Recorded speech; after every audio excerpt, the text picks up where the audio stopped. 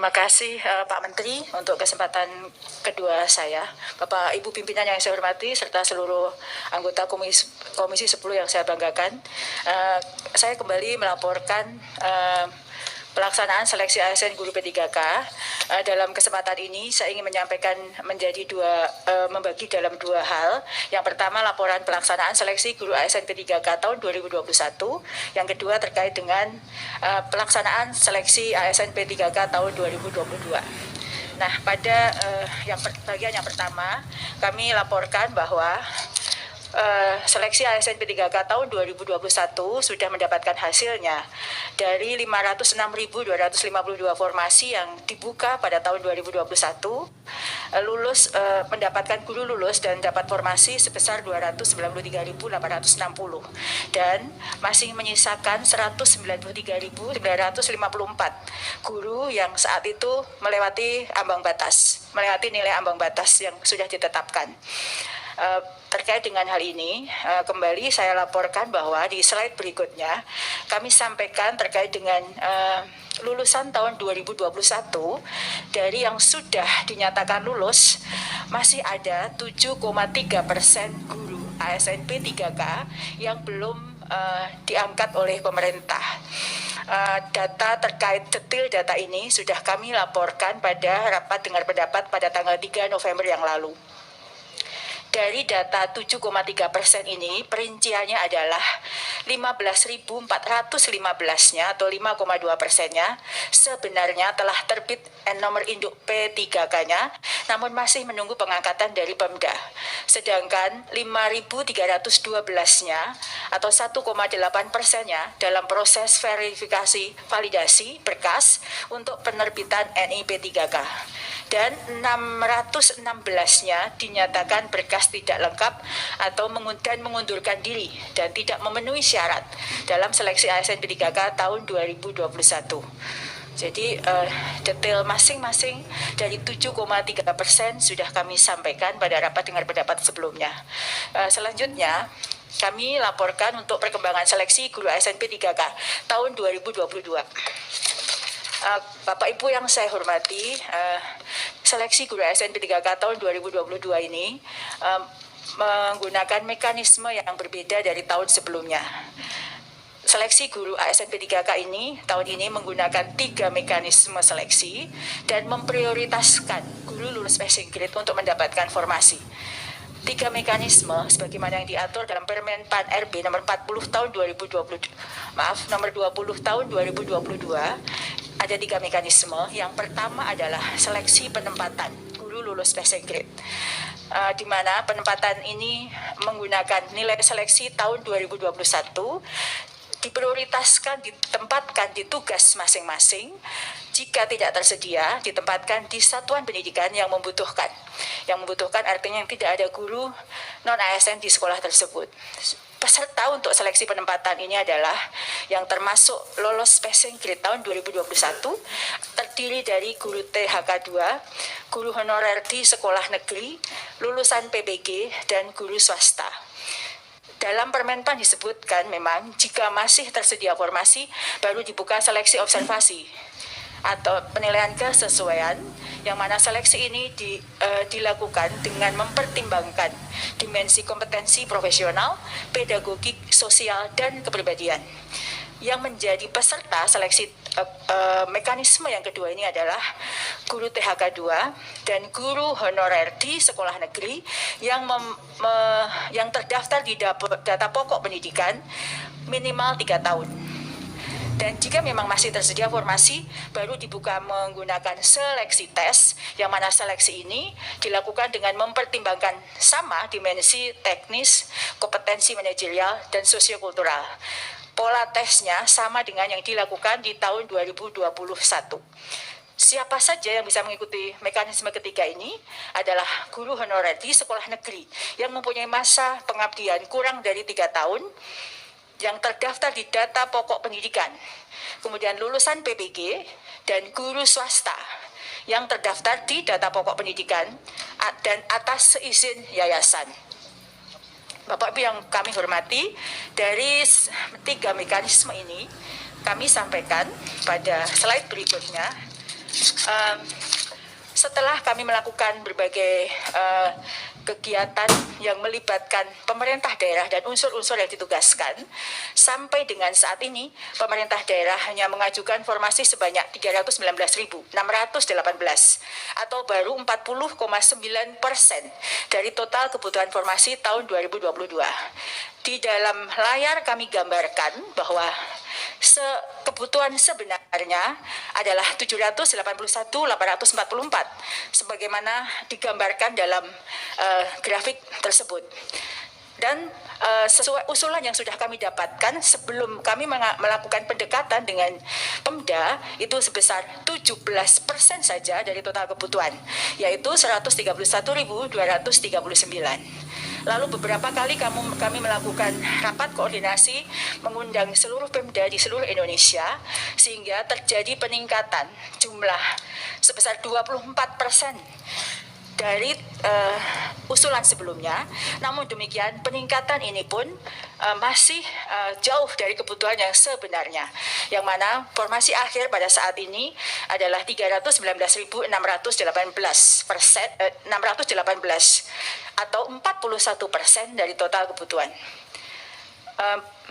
Kami laporkan Pak Fikri pada saat RDP, kami laporkan Brebes menarik usulannya, namun berbagai pendekatan yang sudah dilakukan, Bupatinya langsung datang ke Menpan dan BKN, formasi 517 itu dikembalikan lagi, alhamdulillah, sehingga laporan pada saat RDP itu berdampak pada Pemda kembali mengusulkan kembali karena ada informasi yang didengar oleh guru dan guru kemudian melakukan advokasi kepada Pemda dan saya mendampingi Bupati Kabupaten Brebes sehingga formasi tersebut kembali, alhamdulillah. Memang ini luar biasa. Akibat RDP. Iya, betul. Selanjutnya kami laporkan di slide berikutnya, Bapak Ibu yang saya hormati. Ini adalah perincian jumlah formasi untuk total formasi tahun 2022, yaitu 319.618. Formasi ini terdiri dari yang dapat kami sampaikan bahwa formasi yang mendapatkan notifikasi bahwa guru tersebut mendapatkan formasi adalah 127.186. Yaitu guru atau disebut dengan prioritas 1, yaitu guru lolos passing grade tahun 2021. Nah, kami laporkan bahwa untuk P1 ini terkunci pada jabatan atau formasi passing grade-nya. Artinya jika tahun ini belum mendapatkan formasi, passing grade itu masih di bawah sampai tahun depan hingga yang bersangkutan mendapatkan formasi pada jabatan yang dilamar tahun 2021. Ini kami sampaikan karena banyak guru yang mempunyai persepsi berbeda terkait dengan hal ini.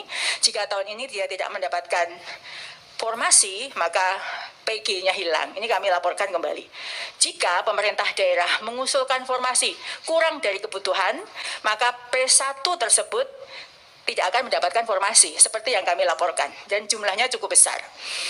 Kemudian ada P1 yang tidak mendapatkan penempatan karena memang terdapat kelebihan mata pelajaran di daerah tersebut. Maka yang dari 193.000, 127.000-nya yang sudah aman untuk mendapatkan formasi. Lalu formasi tahun 2022 ini ada 3.184 formasi untuk P2. P2 itu adalah guru THK 2, guru honorer di sekolah negeri yang lebih dari 3 tahun, yang mana akan dilakukan melalui seleksi observasi dan verifikasi. Dan 127.232 untuk formasi untuk P3 atau guru honorer yang ada di sekolah negeri lebih dari 3 tahun. Kemudian kami sampaikan bahwa penempatan P1 ini kami laporkan kembali, menegaskan kembali bahwa penempatan P1 ini tidak menggeser guru honorer lain yang sudah mengabdi atau sudah ada di sekolah tersebut. Karena itu, terdapat formasi yang terbuka untuk P2 yang sudah ada di sekolah masing-masing, walaupun terdapat P1 yang belum ditempatkan. Jadi kalau sudah ada guru yang mengabdi di situ, tidak akan tergeser oleh guru lain. Ini belajar dari praktek baik tahun 2021 karena banyak guru yang tergeser sehingga dia menjadi tidak mendapatkan mengajar lagi dan menjadi pengangguran. P1 yang tidak dapat ditempatkan diberi kesempatan untuk memilih formasi yang masih kosong dengan menggunakan mata pelajaran atau jabatan lainnya, yang mana dalam hal ini peta linearitas berlaku. Jika P1 melakukan hal tersebut, maka mengikuti seleksi observasi dan verifikasi bersama kelompok P2. P1 tetap diprioritaskan dibandingkan dengan P2. Bapak Ibu yang saya hormati, kami laporkan bahwa ada 62.016 untuk formasi untuk pelamar umum. Jadi mohon maaf ada kesalahan penyebutannya, pelamar umum, yang mana formasi untuk pelamar umum hanya formasi kosong. Jadi kami menyampaikan ini untuk menjawab pertanyaan mengapa ada P umum sementara P1 belum ditempatkan. Formasi P3 untuk umum ini hanyalah formasi kosong yang sama sekali tidak ada guru honorernya. Formasi ini bukan formasi yang sama dengan formasi P1. Jadi misalnya ada guru P1 yang masih tersedia dengan mata pelajaran itu, maka formasi umum tentu tidak dibuka. Yang mana ini mata pelajaran ada di pelamar umum ini berbeda dengan P1. Jika masih ada P1 guru bahasa Inggris misalnya yang tidak mendapatkan penempatan, maka tidak akan ada formasi untuk umum untuk mata pelajaran bahasa Inggris. Kami lanjutkan di slide berikutnya.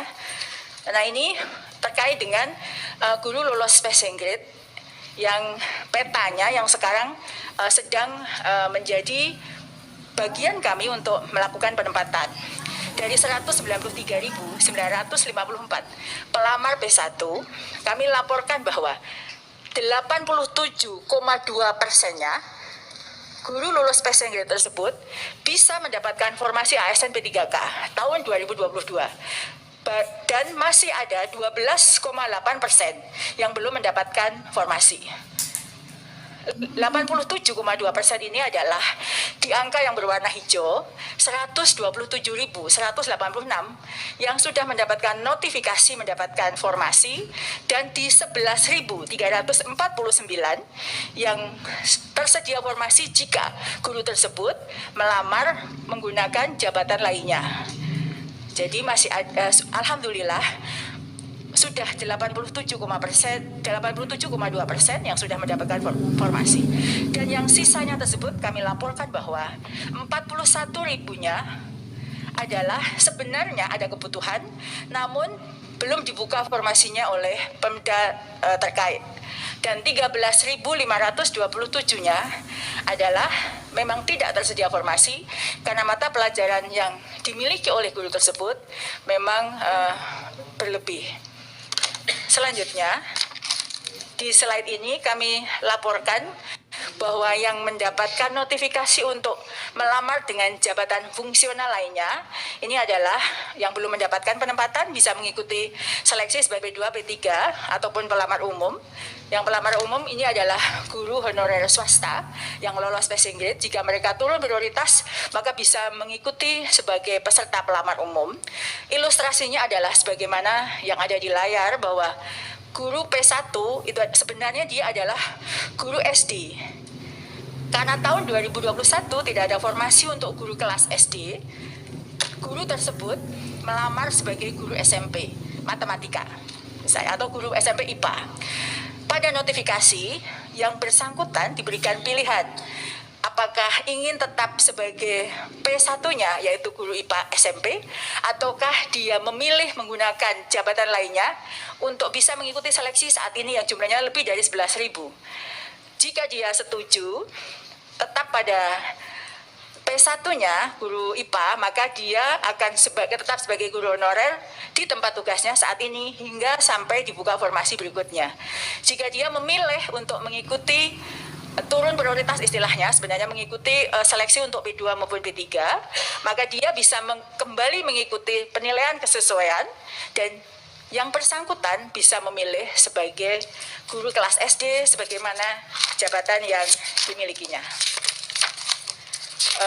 Demikian Pak Menteri, tugas yang diberikan saya untuk melaporkan seleksi ASN P3K yang sedang terjadi. Terima kasih waktu dan kesempatannya. Terima kasih Bu Nunung.